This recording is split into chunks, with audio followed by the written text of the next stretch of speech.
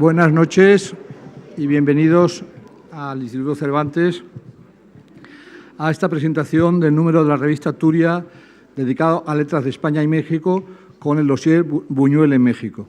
Esta presentación se inscribe dentro de un ciclo conmemorativo de los 40 años de relaciones diplomáticas entre España y México, organizado por Andrés Ordóñez y por mí mismo, ambos, yo como director de Cervantes, él como director del Centro de Estudios Mexicanos de la UNAM, que todo el ciclo está saliendo francamente bien, estamos ya casi terminándolo.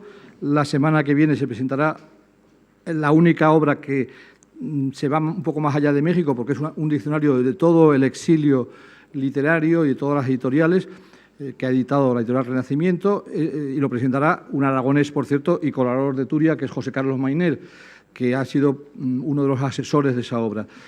Anteriormente, pues aquí hemos escuchado a Enrique Krause con una conferencia magnífica, hemos escuchado otra conferencia de Marcelino Oreja contando la historia y la intrahistoria, digamos, de las relaciones hispano-mexicanas, de cómo se reanudaron hace ya 40 años, y hemos escuchado un diálogo muy interesante entre el propio Andrés y Emilio Casinello, hablando también de la aportación del exilio español a México a través de dos instituciones como la propia UNAM y el Ateneo Español, del cual también se escribe en este volumen. Me acompañan en la mesa la consejera de Educación y Cultura del Gobierno de Aragón, Maite Pérez, el vicepresidente de la Diputación de Teruel, Joaquín Juste, Raúl Maicas, que es el artífice de esta publicación benemérita y longeva, que enseguida diré unas palabras sobre ello, y Andrés Ordóñez, como he dicho, ¿no? Bien, en este caso, desde la cubierta misma o portada misma, pues con su cinta que dice Letras de España y México, Luis Buñuel, Juan Rulfo, Juan Marsé, son los tres nombres destacados. Se indica que la revista es Premio Nacional al Fomento de la Lectura y tenemos una fotografía, un bodegón de un pintor en su faceta de fotógrafo, el pintor español y mexicano Roberto Fernández Balbuena. Es decir, que desde la primera imagen que vemos estamos metidos en una problemática donde el nombre de Buñuel, y aunque no esté indicado en la propia portada, sí está, Roberto Fernández Balbuena está indicado también, estamos ya ante dos españoles que pertenecieron a ese exilio que fue tan importante en esos años para la cultura mexicana y en general para la política mexicana, y que fue una manifestación que se hablaba el otro día, lo hablaban Andrés y Casinello, pues fue algo muy excepcional esa acogida a todo ese exilio intelectual. Bien, estamos ante una revista española, aragonesa y para ser más exactos, turolense, Turia, fundada en 1983. Esto pues tiene más edad que el propio instituto que nos acoge, no que el edificio, pero que sí que la institución. Es una revista de Teruel, del Instituto de Estudios del Instituto de Estudios Turolenses y de la Diputación de Teruel. Es una revista que, de alguna manera, desde el principio, el nombre de Buñuel estuvo presente en ella porque estamos hablando de un creador nacido precisamente en esa provincia, y la revista ha conciliado siempre lo particular, lo local y lo universal. Y qué mejor manera, no hay ninguna manera mejor, yo creo, de hacerlo en esa provincia que hablar de Buñuel.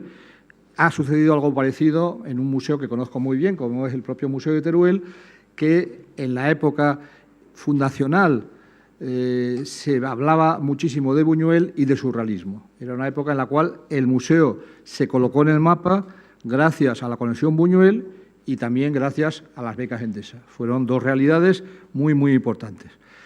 En este caso, este número contribuye al diálogo hispano-mexicano, trenzando textos de diversa procedencia y de diversos géneros, que enseguida hablaré de ellos. Pero voy a hablar unas breves palabras sobre lo que significa que una revista hecha en Teruel vaya ya por su número 123.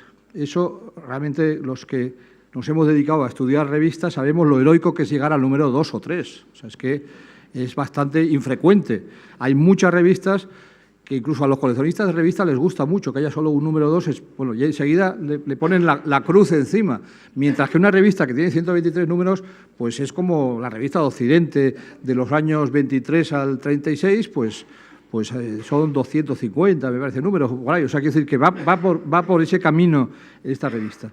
Es una revista que, como he dicho, ha obtenido el Premio de Fomento a la Lectura, que ha dedicado grandes dossiers a grandes figuras, que a la vez ha sido capaz de hacer la microhistoria aragonesa y turolense, con cuadernos específicamente dedicados a eso. Yo me acuerdo, pues, por ejemplo, de un cuaderno dedicado a un vanguardista raro y olvidado como Antonio Cano, ¿no?, que había sido uno de los fundadores el fundador del Cine Club de Teruel, que había participado en revistas de vanguardia como Noreste de Zaragoza y que luego había escrito en clave franquista durante la Guerra Civil la elegía a Túrbula, ¿no?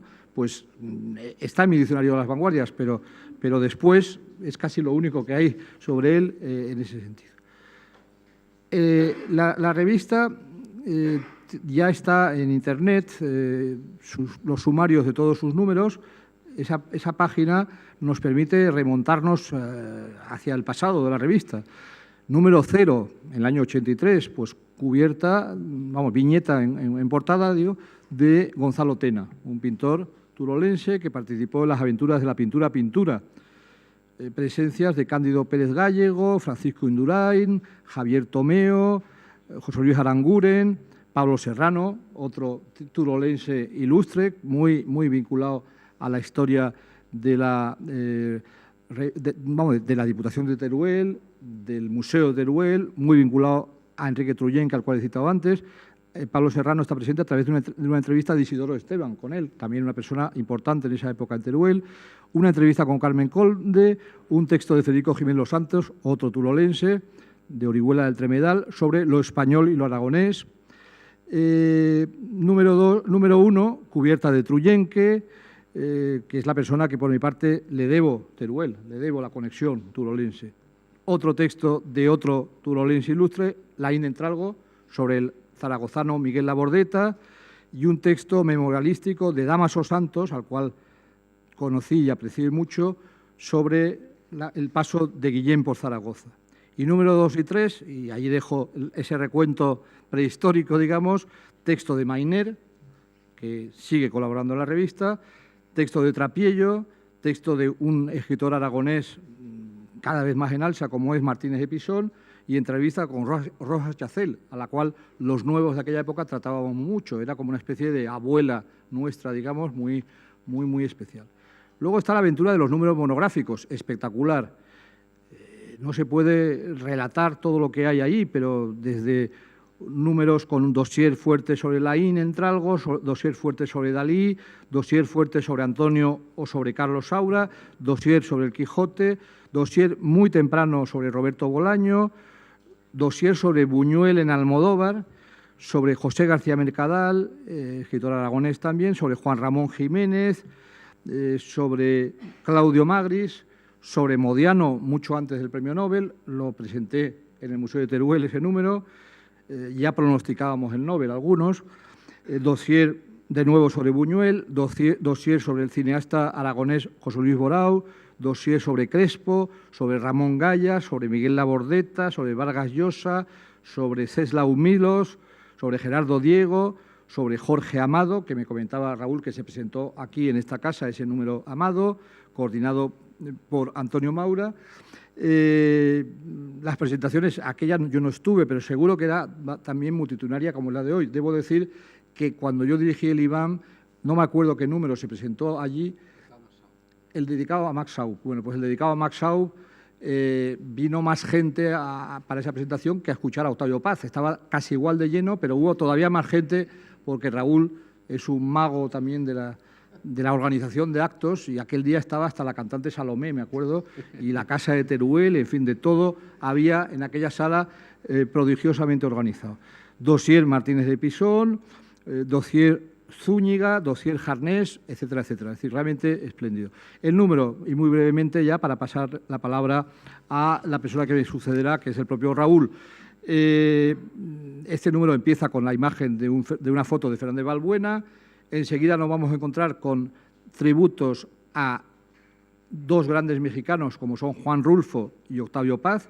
Por cierto, el texto sobre Octavio Paz es de Diego Valverde, que es nuestro actual director del Cervantes de Frankfurt y que va a pasar ahora a dirigir el Cervantes de Berlín.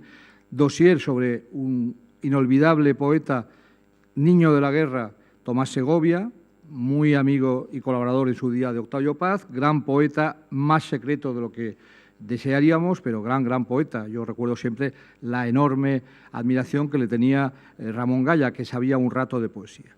Luego está una sección llamada Taller, que Taller fue precisamente el título de una revista de Octavio Paz, que era una revista que era la continuación tipográfica de Hora de España. En ese taller están Jorge Volpi, está Juan Villoro, que como está, pues ha venido, muchas gracias por venir de México. Dos prosas muy hermosas, una de ellas dedicada a Vicente Rojo, otro, no niño de la guerra porque se fue un poco más tarde, pero otra persona totalmente central en el diálogo hispano-mexicano. En ese taller también figuran voces españolas y lo mismo en la sección de poesía, pues por parte mexicana, no enumeraré a todo el mundo, pero están Alberto Blanco, Carmen Boullosa, Marcos Antonio Campos, Janet Clarion, que es una editora entre España y México, que hace un trabajo magnífico, y luego por parte española, poetas, algunos de ellos en la sala, Jaime Siles, José Carlos Llop, Enrique Andrés Ruiz, Manuel Vilas, Ana Merino, Abraham Grajera, Juan Carlos Reche, es decir, nombres muy significativos de nuestra poesía.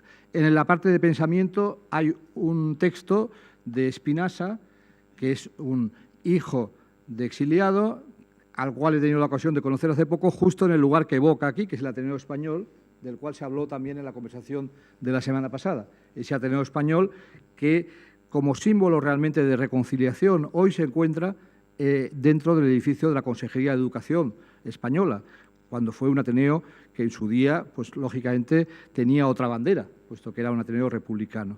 En ese mismo dossier pues, hay un texto punzante de Chus Zudelilla sobre Matías Göritz, que es otra figura que compartimos españoles y mexicanos. Era alemán, nacido en la hoy polaca Gdansk, pero hizo una contribución a la Escuela de Altamira aquí y su gran aventura ya fue en México. Luego viene el cartapacio, como lo llaman. Aquí todas las secciones tienen su nombre. El cartapacio es enorme y es buenísimo. Buñuel en México, difícil enumerar todo lo que hay en él, desde un poema inédito y divertido con retratos de exiliados por Moreno Villa, hasta una descripción minuciosa y un análisis de la ilusión viaja en tranvía, ese tranvía 133. Muchos textos importantes, ya digo, entre ellos un texto que tiene que ver con la UNAM, porque es sobre la filmoteca de la UNAM y la relación con ella de Buñuel.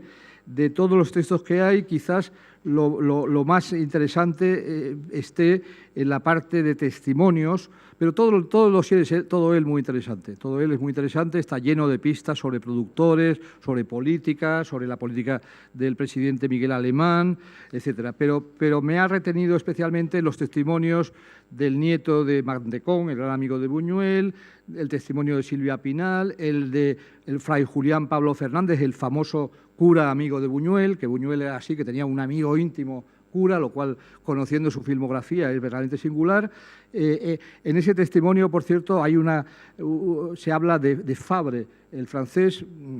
Su nombre de pila no es el que se pone, sino otro, pero en cualquier caso es un personaje, este Fabre, que comparte Buñuel con Dalí, porque Dalí adoraba los testimonios de este entomólogo francés que escribió sobre las hormigas y sobre otros animales, textos maravillosos, y en la biblioteca de Dalí estaba también este Fabre, que el padre Julián Pablo Fernández dice que lo leía mucho Buñuel.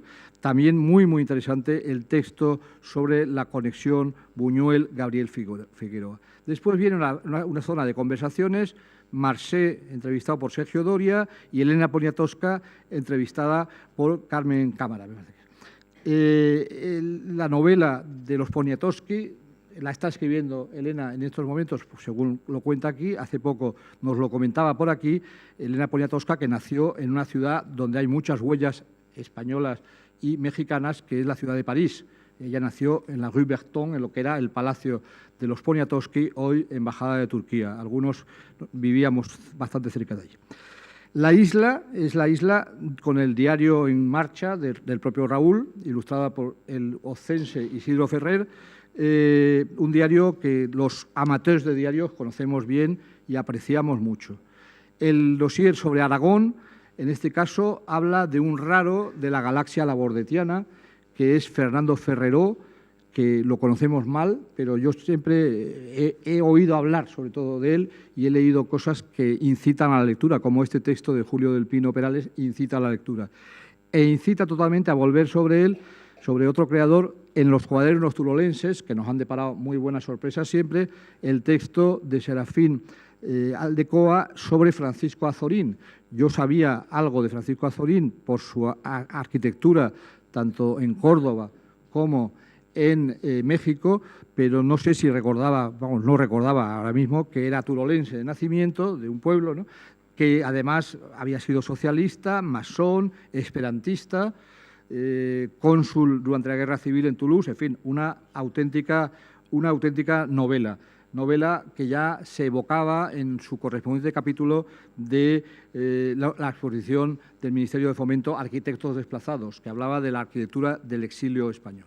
Y finalmente, como todos los números, termina con La Torre de Babel, que son un montón de páginas de reseñas, con algunos reseñistas están aquí en la sala, pues escribe una nómina de reseñistas muy notable, que también colabora muchas veces en la revista, en el cuerpo principal, Andrés Barba, Eduardo Jordá, Javier Goñi, Ramón Acín, Daniel Capó, Fernando Valls, Daniel Gascón, Ignacio Peiró, José Luis Melero, Rivero Tarabillo, Javier Lostalé, Álvaro Valverde, Jordi Amat, en fin, un plantel de lujo, como es plantel de lujo toda la revista que hacéis en Teruel y que realmente, igual que ha sucedido con el museo, ha ayudado mucho a colocar Teruel en el mapa de la cultura y ha sido una de esas revistas beneméritas en ese sentido. Siempre se ha hablado de la importancia de las revistas. José María de Cosío lo decía hablando del 27 y de la proliferación multicolor de revistas por toda la península. Eso ha sucedido también en los años 50, hubo una proliferación en la cual Aragón tenía un papel importante con las revistas de la Bordeta. En los años de la transición nacieron una serie de revistas, Barcarola de Albacete sería una hermana vuestra, no me acuerdo cuál empieza antes su historia, pero por ahí andará, ¿no? Y realmente enhorabuena por haber persistido y enhorabuena a las instituciones que la apoyan y que la hacen posible. Gracias.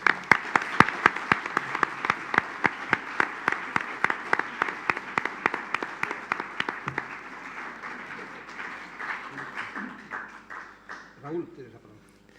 Creo que sí. Sí. Raúl. Gracias, Juan Manuel, querido director del Instituto Cervantes, autoridades, amigas y amigos de la revista Turia. Me alegra de veras estar hoy aquí, en Madrid y en esta casa. Reconforta y estimula volver, 5 años después de la presentación de nuestro monográfico sobre Jorge Amado, a este lugar tan especial para la vida cultural española e iberoamericana. Un retorno feliz, porque podemos hacerlo al lado de quienes me acompañan en esta mesa y con un auditorio tan cálido, multitudinario y cómplice como el que formáis todos vosotros. Sin duda, tras escuchar a mi admirado y buen amigo Juan Manuel Bonet, uno debería practicar aquello que decía Juan Ramón Jiménez, el silencio de oro, porque solo en el silencio se respira belleza. Máxime si a uno le toca intervenir tras alguien con tanta enjundia y conocimiento del mundo. Y es que resulta difícil no sentir cierto pudor, querido Juan Manuel, ante tu generosidad y tu sabiduría, o ante tu enorme mérito como autor de libros ya imprescindibles para muchos, como ese Diccionario de las Vanguardias en España que, en ejemplar dedicado por ti, conservo como uno de los mayores tesoros de mi biblioteca. Reconozco que soy un afortunado porque son ya muchos los años compartiendo aventuras culturales al lado de Juan Manuel Bonet y, sobre todo, disfrutando de su permanente colaboración con Turia. Porque la relación de Juan Manuel con Turia ha sido frecuente y fructífera. En estas páginas hemos publicado sus poemas y también han visto la luz certeros artículos suyos sobre Ramón Gaya, Antonio Saura y Jorge Amado, entre otros. Pero si tuviera que subrayar el momento más inolvidable de esa trayectoria de colaboración, sería, como él ya lo ha dicho, aquel monográfico que la revista dedicó en 2007 al gran escritor francés Patrick Modiano, posteriormente galardonado con el Premio Nobel de Literatura. En ese número de Turia, ya agotado hoy, Juan Manuel elaboró un texto titulado 55 voces para un diccionario modiano, que es ya una referencia ineludible para todos los fieles lectores en español de un escritor al que han llamado el Proust de nuestro tiempo. Hace unos días, en nuestras 2 presentaciones en Ciudad de México, recordaba que si Buñuel dijo en una de sus frases más célebres aquello de «soy ateo, gracias a Dios», uno tendría que confesar también en días como hoy que cree en los milagros gracias a Turia. Porque es un auténtico milagro que una revista cultural hecha en España sobreviva durante más de 30 años, máxime teniendo en cuenta que se edita en la provincia natal de Buñuel, en Teruel, un territorio tan enorme de extensión como despoblado, un símbolo de lo que ahora se llama la España vacía. Y es que en ese lugar recóndito y casi secreto publicamos desde 1983 una revista de vocación internacional, abierta a todos, que apuesta por la calidad e interés de sus contenidos y que solo da a conocer textos inéditos. Soñamos con los ojos abiertos y 3 décadas después aún seguimos creyendo en el poder transformador de la educación y la cultura. Aún seguimos creyendo en la capacidad creativa de nuestros autores y en el buen criterio de nuestros lectores. Somos pocos, es verdad, pero suficientes para que esta aventura continúe mereciendo la pena. En Los hijos del limo, ese mítico libro de Octavio Paz que tanto nos fascinó a muchos, se dice con buen criterio que una literatura es una lengua, pero no aislada, sino en perpetua relación con otras lenguas, con otras literaturas. La literatura de Occidente es un tejido de relaciones, decía también el maestro Paz. Así lo creemos en Turia y por eso esta revista es un fruto perenne de mestizaje cultural. Andar por los caminos enseña mucho, escribía Juan Rulfo en El llano en llamas. Y una vez más, Rulfo tenía razón. Por eso hemos viajado a México con este número y por eso hoy estamos aquí, porque este sumario especial de Turia, denominado Letras de España y México, que protagoniza Luis Buñuel, es toda una declaración de intenciones. Y es que esos más de 100 autores mexicanos y españoles que participan en este nuevo número de Turia certifican hasta qué punto esta revista es una bendita locura y también una magnífica oportunidad de colaboración cultural entre ambos países. Gracias, por tanto, a cuantos habéis participado en este nuevo número de Turia. Es el mejor y más valioso testimonio de vuestra confianza en lo que esta revista significa. Porque Turia es una aventura creativa que sigue apostando por la pluralidad y universalidad de la cultura como filosofía de trabajo. Un proyecto surgido con vocación cosmopolita y que ha considerado siempre, de acuerdo con Octavio Paz, que la cultura es un mar sin orillas. Y es que en Turia somos, como Tomás Segovia, alérgicos a la melancolía. Y como bien dice en uno de sus últimos versos, no tenemos tiempo para no ser libres. Tras 3 décadas de vida, en Turia somos conscientes que, como aseguraba Carlos Fuentes, tenemos un pasado que debemos recordar, pero tenemos un porvenir que podemos desear. Ojalá este primer sumario hispano-mexicano sea el comienzo de una nueva etapa, de un renacimiento iberoamericano de la revista.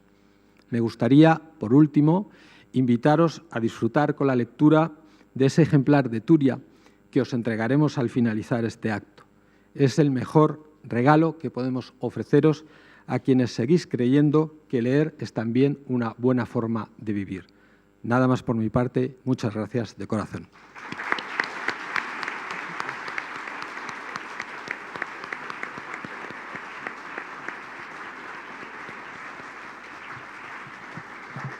A continuación, tiene la palabra Andrés Ordóñez, director del Centro de Estudios Mexicanos de la UNAM en Madrid. Muchas gracias, Juan Manuel. Buenas tardes. Comienzo por agradecer el privilegio de estar en este presidium,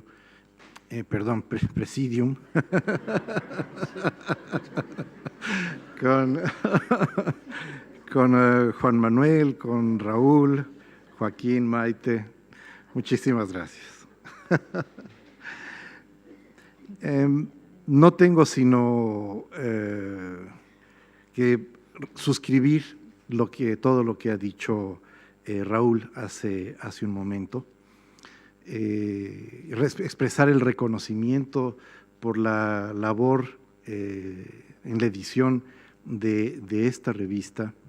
Es verdad, yo ya comencé a disfrutar el placer de la lectura de este número, que efectivamente no tiene pierde, pero tampoco tienen pierde los anteriores. Turia efectivamente ha sido un puente de comunicación y de alimentación de esta identidad compartida entre España y México, y la Universidad Nacional Autónoma de México tiene claro que ese puente de identidad merece toda la atención, todo el esfuerzo que sea necesario, y Turia podrá contar siempre con la universidad en lo que haga falta y en la medida en la que nuestras posibilidades, a veces menos modestas, a veces más, puedan contribuir. Simplemente quiero acusar también la presencia en esta cooperación para el número dedicado a la presencia en México de Luis Buñuel, de otras dos instancias universitarias que generosamente participaron en esta empresa: la Dirección General de Publicaciones y Fomento Editorial y la Dirección General de Actividades Cinematográficas. Reitero nuevamente, la Universidad Nacional es un aliado fiel, un socio permanente de empresas como la de Turia, en pro siempre de este vínculo identitario tan poderoso, con tanto pasado y tantísimo futuro como es el que guardan España y México. Muchas gracias.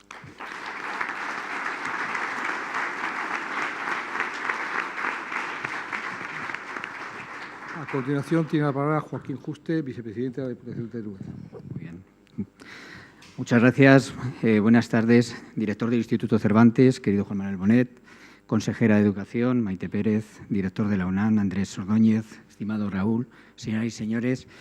La verdad es que para mí es un enorme placer volver a estar aquí hoy presentando la revista Turia. Es algo que me impresiona y me emociona por varias razones. Una, por ver la sala como está y la cantidad de gente, de amigos que tiene la revista Turia, y también pues por el marco, por estar en este Instituto Cervantes que pues sobrecoge, que he podido pues recorrer y visitar también un poco antes. He tenido la amabilidad de enseñarme este magnífico edificio. También quiero agradecer, como no, en este caso a la UNAM, pues que haya podido colaborar en este número. Siempre decimos que Turia es una excelente embajadora de Teruel, y en este caso ha sido verdad, porque hace pocas fechas pues estábamos en México presentando la revista allí y pues dando a conocer el nombre de Teruel también en México. También me siento muy orgulloso de presentar este número porque además pues se encuentra dedicado pues a un turolense extraordinario como fue Luis Buñuel, turolense y español, me atrevería yo a decir, que bueno, pues, ha sido también un gran embajador de nuestra provincia. Creo que la revista Turia es una muestra de lo importante que es la colaboración entre todas las instituciones. En este caso, la Diputación Provincial, a través del Instituto de Estudios Turolenses, el Ayuntamiento de Teruel, que también colabora, la Consejería de Educación, entre todos conseguimos que Turia siga adelante. Pero yo me atrevería a decir que tan importante como las administraciones que acabo de nombrar, o lo más importante, diría yo, son ustedes. La cantidad de amigos que tiene Turia, porque allí donde vamos, o sea en Teruel, o en Zaragoza, o en Madrid, o en México, se llenan las salas de gente que sigue Turia y que lo que hace es que nosotros, los políticos, pues nos empuje, nos ilusione a seguir adelante, a continuar con esta labor que lleva desde el año 83, como muy bien se ha relatado al principio. Me gustaría también aprovechar esta oportunidad, si ustedes me lo permiten, para invitarles a venir a Teruel. Los que ya lo conozcan, pues para volver, y los que no, que se acerquen y recorran esos pueblos maravillosos que tiene, despoblados, como muy bien decía Raúl, pero extraordinarios en su paisaje, en su gastronomía, en su territorio, y que seguro que lo van a pasar muy bien, tanto en la capital, esa ciudad del amor, Teruel, como en cualquiera de sus comarcas, en el Bajo Aragón, en Calanda, natural de Luis Buñuel, con esa ruta del tambor. Encontrarán seguro un rincón, un sitio donde disfrutar y donde pasar un sitio agradable. Nada más, muchas gracias por estar aquí y sigan con Turia.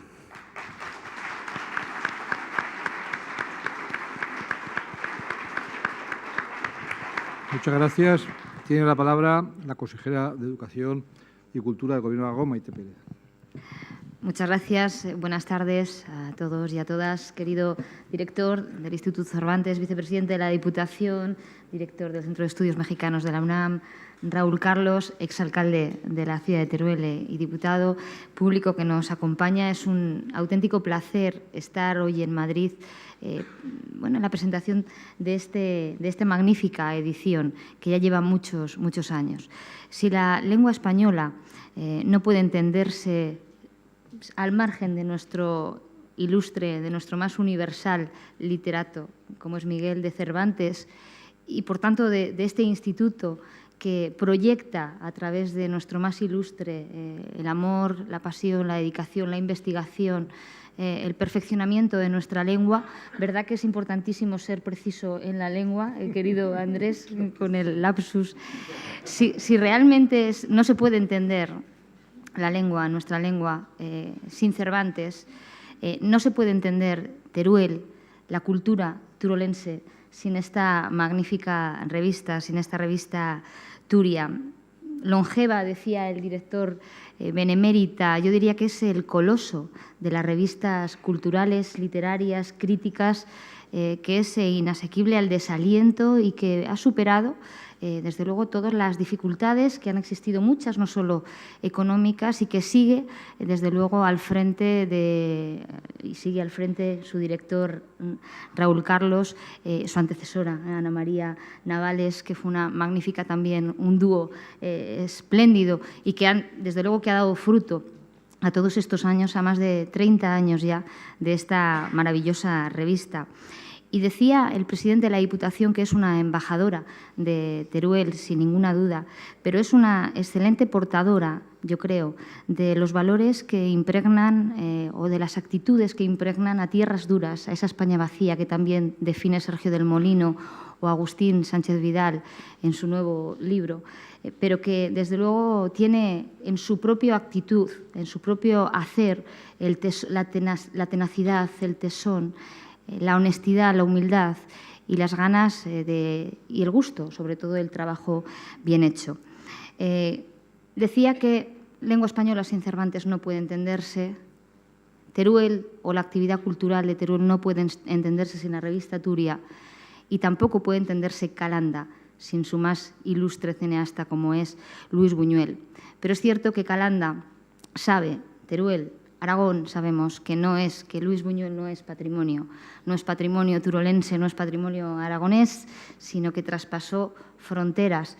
Y curiosamente, escuchando las intervenciones y viendo que esta revista, su nombre, ilumbra nuestro río, Turia, me ha venido un paralelismo que Luis Buñuel dejó su tierra natal, Calanda, esa tierra donde le vio nacer y que tanto le quiere y le honra, con su centro Buñuel Calanda y unas actividades en torno a Luis Buñuel.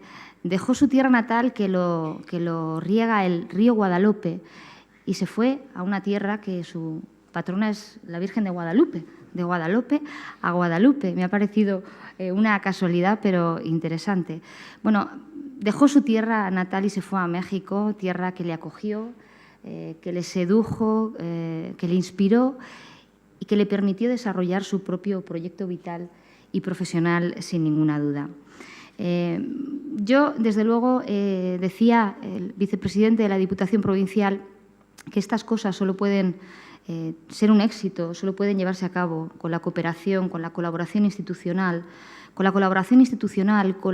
cooperación entre distintas fuerzas políticas, sea cual sea la fuerza política que ha tocado gobernar en cada institución. Hemos estado al lado de la revista.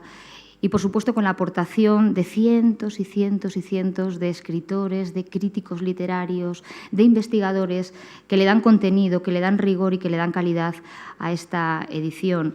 En este caso, bueno, pues el monográfico sobre Luis Buñuel, la relación con México, el joven Mario Barro, que lo tenemos ya medio adoptado en Calanda, junto con la investigadora, con la doctora de la Universidad de Zaragoza, Amparo Martínez, dos expertos de la vida y obra de Luis Buñuel, que desde luego, bueno, pues se dedican con pasión y con compromiso a divulgar la vida de Luis Buñuel, que por cierto es un objetivo común de este Gobierno. La semana pasada tuve la oportunidad de asistir al patronato de la residencia de estudiantes, del que de manera es un privilegio poder contar la Comunidad Autónoma de Aragón con uno de los puestos. Está Andalucía por Federico García Lorca y Aragón por Luis Buñuel. Y anunciamos una beca de investigación en torno al imaginario de Luis Buñuel, a la vanguardia, al surrealismo, que también desarrolló Luis Buñuel. Una exposición que vamos a inaugurar también en Madrid el 14 de diciembre en el Museo Lázaro Galdeano. Buñuel y Goya, dos iconos aragoneses. Entendemos que debemos de proyectar nuestra cultura, debemos de hacer un intercambio intergeneracional entre el talento actual, que tenemos un grandísimo talento y creadores con nuestros iconos de la cultura. Goya y Buñuel, los sueños de la razón, se llama la exposición, y la inauguraremos el 14 de diciembre, así como muchas actividades en torno a ese genio, a ese grande, que desde luego nos ha situado en el mapa, ha salido del país y desde luego es universal. Muchísimas gracias a ustedes, que son desde luego quienes hacen grande esta revista, quienes siguen, quienes nos animan a seguir apoyándola. Muchísimas gracias por acompañarnos en esta presentación y gracias Raúl por seguir ahí, por seguir inasequible el desaliento, como te decía, y por hacernos partícipe dentro de aportando nuestro granito de arena en seguir construyendo este sueño que es un sueño colectivo. Muchísimas gracias y buenas tardes.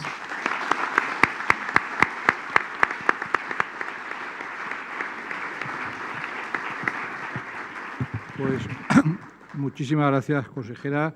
Es una muy buena noticia ese proyecto Buñuel-Goya. Seguro que estará también por ahí, de alguna manera, el espíritu de Antonio Saura, que mucho sabía de los sueños de la razón, que conoció a Buñuel, que era un heredero un poco precisamente de esos dos predecesores suyos. Siempre habló de los dos y además Saura hizo en Zaragoza una magnífica exposición sobre la herencia que dejó Goya en el arte moderno, no solo español, sino universal. Es una exposición en la que estaban pues cantidad de otros pintores visionarios que vinieron después. Bueno, pues hasta aquí este acto. Ahora Turia nos va a obsequiar con un número, y que continúen nuevas aventuras. Sé que hay algún proyecto que va hacia el este dentro de poco, ¿no? Hay un proyecto que se marcha. Somos universales. Se marcha hacia las orillas del Vístula. Vamos a Polonia. Próximo número, Vislava sin Bosca, ¿no? Sí. ¿Se puede decir? Sí, se puede decir. Pues Vislava sin Bosca. Buenas noches.